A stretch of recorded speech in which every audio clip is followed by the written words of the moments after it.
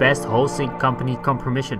So in this video I will show you the best hosting providers for this year, for 2024, and even for 2025, and even for 2027, because I made my choice and I'll show you all the hosting providers. Number 3 in my case, in my opinion, is HostGator.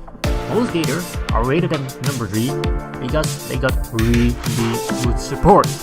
The reason why I host my site sometimes with HostGator is because they have low prices and the support is just amazing in my opinion. And now we're gonna go to number 2.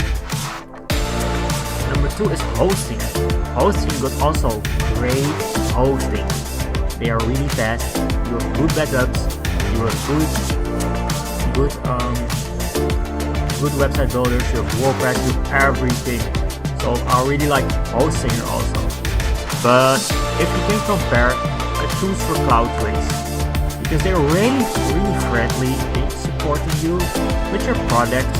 They got a chat right over here, and I think they got the fastest hosting with SSD and very fast hosting. I tried it, and the best part of Cloudways is that they provide a trial, which Hostinger and HostGator you can't start a trial. So with Cloudways you can try for free. So that's the reason what I should choose for Cloudways.